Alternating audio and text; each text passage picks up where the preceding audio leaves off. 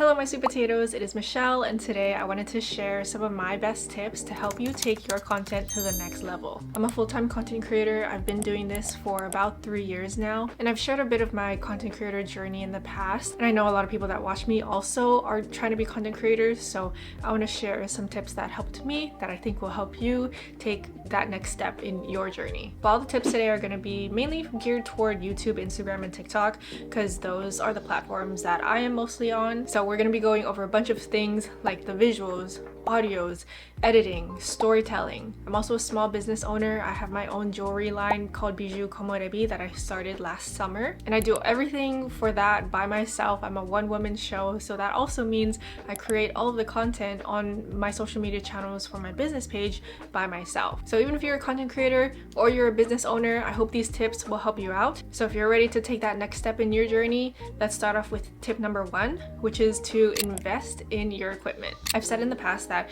if you're just starting out as a content creator, then you can just start off by using your phone. Whatever phone you have, just use that. But we're talking about elevating our content in this video, so that I think starts with investing in your equipment, and you can start off by investing in a good camera. There are so many different cameras on the market right now, but this is the one that I have been loving recently, and this is the Nikon Z30, and it was made specifically for content creators. In full transparency, Nikon did send me this camera, and they are sponsoring today's video, so thank you to Nikon for sponsoring this video. But all opinions that I talk about in this video are my own, and I truly have been enjoying using this camera, and let me tell you why. First of all, it's small and lightweight, and it has a flip screen, so you can see yourself when you're recording. And the creator kit comes with this lens, which is a wide angle lens, but it's also a zoom lens, so you can zoom in and out, which is perfect for vlogging. And the creator kit also comes with a Rode microphone that you can attach to the top here, plug into the camera, and then it records crisp, clear audio. I don't have it on this camera,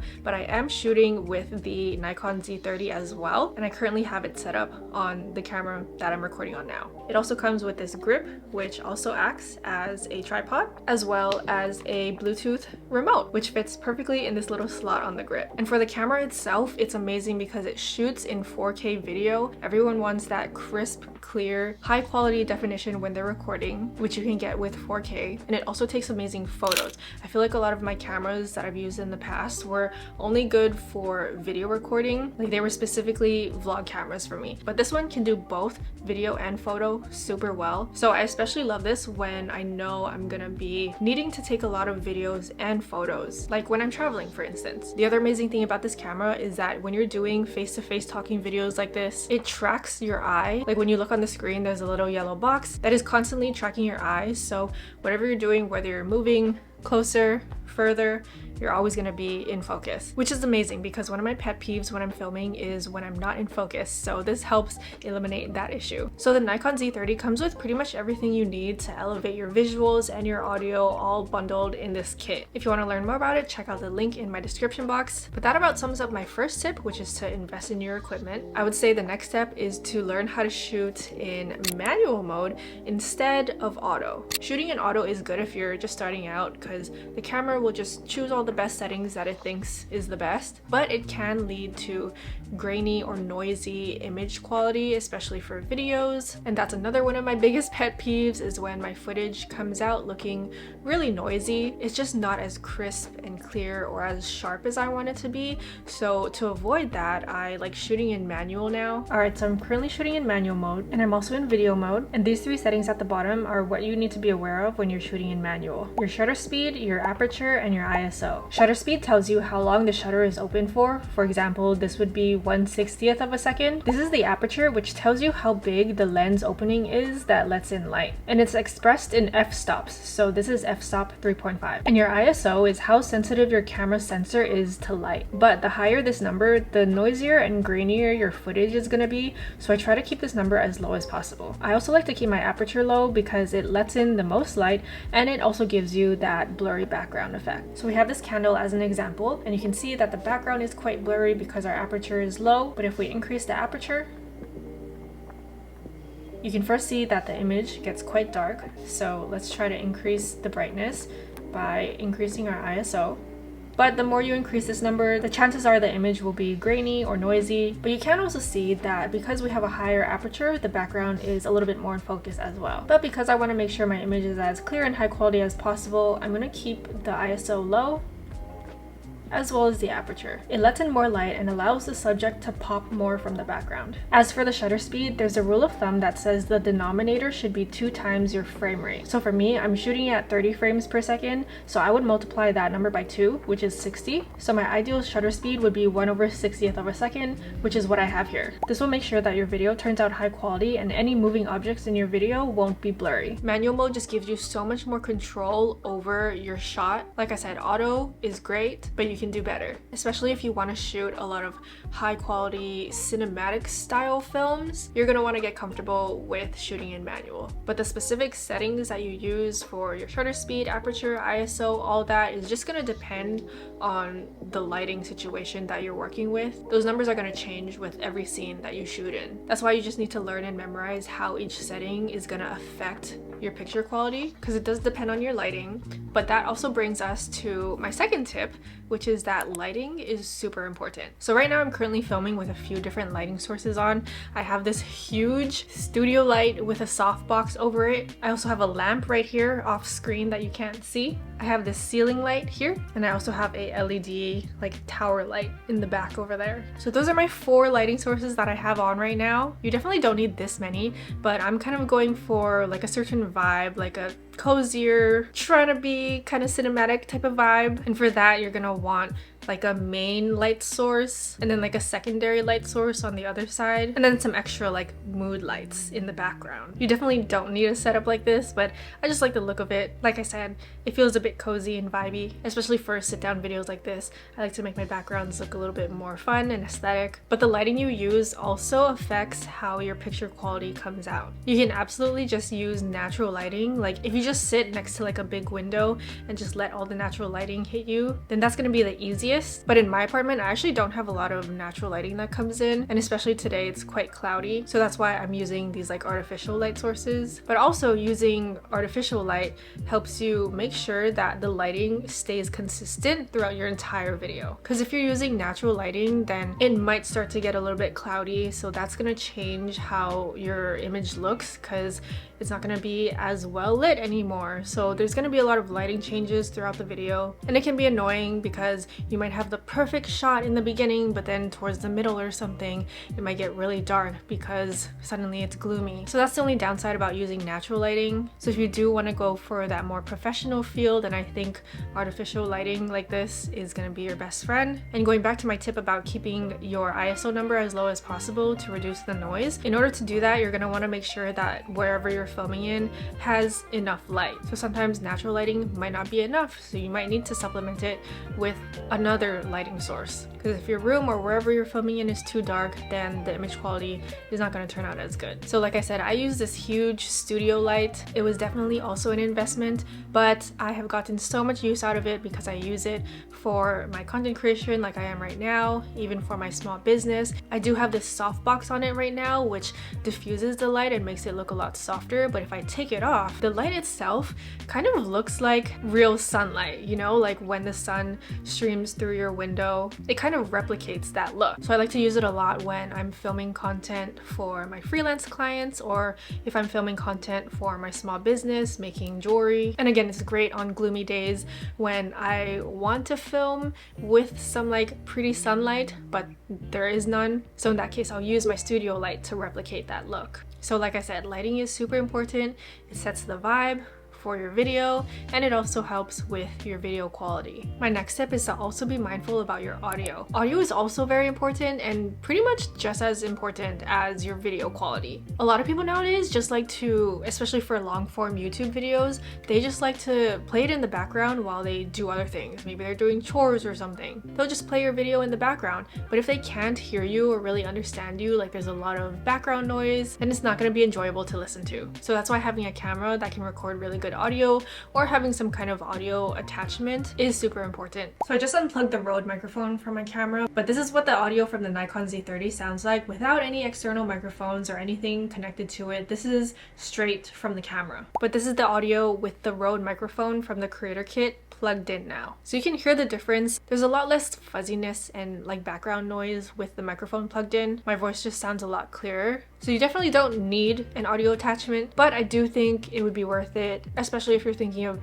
doing content creation for a long time, because audio is super important. People want to hear what you have to say without all of that extra noise. And luckily this creator kit comes with the microphone. I have used other types of microphones in the past as well. This is like a standalone microphone that's quite heavy, and I wouldn't really recommend something like this unless you're doing like podcasting or you're doing mainly sit down talking style videos like this, because it's not very portable. But this would be great for like voiceovers, or you can use a little mini lapel mic like this. This is a Bluetooth wireless one, so you can just clip it on your shirt. But using an attachment like I have here is just going to be the easiest and most convenient. My next tip has to do with editing and how you edit your videos. So you can put in all the work you want into filming, lighting, audio, but the way you edit your videos can also help you level up your content. When it comes to like the vibe of your video, lighting sure helps with that, but you can also play around with filters. I personally like to keep my videos a bit on the warmer side, but also add some greens to the shadows, increase the saturation a little bit. This you can actually do in your camera settings itself. To do that, I would press the eye, go to white balance. Right now it's on auto, but I actually like to choose a colored temperature, and you can adjust it by pressing the down arrow. And here you can choose how warm you want it to be. So you can play around with these numbers, see the lower that it goes, the more cool tone it gets, and the higher it goes, the more warm tone it gets. And you can play around with all of these different numbers, but I liked it where it was. But something that I do like to do is bring my tint down a little bit. So I like a bit more of a magenta tint. I think it just feels more cozy and a little more realistic. But if you like a more cinematic type of vintage feel, then I think going more towards the greens would be your vibe. And when I edit videos, I try to make it feel as quick paced as possible. People's attention spans nowadays are getting shorter and shorter, especially with the rise of TikTok and short form content. So you need to be adding little things either on screen or in sound effects or different camera angles and cuts to make your video feel more engaging. Especially for short form TikToks and Reels, I usually have a lot of cuts in those videos just to make it feel more fast-paced. That way it keeps the viewer's attention for longer. But you also don't want to overdo it, or else it'll feel really silly and it might be hard to watch. So you just need to find that balance. I also do things like slow zooms using keyframes. I also do like to shoot in 4K. YouTube is the only platform that really supports 4K though. TikTok and Instagram really only support 1080p. But a little hack that you can do is film your content in 4K anyway, but when you're exporting it, whatever software you use, export it in 1080p, 30 frames per second, because that's what TikTok and Instagram support. So you'll still have your quality, but it will just be better supported by TikTok and Instagram. The next tip I have is about storytelling, and storytelling is actually a very important factor when creating content. Storytelling and the value that you're bringing to your audience. So if it's just like shorter form content, then you want to really think about the value that you're giving your audience. Like, what is the purpose of your video?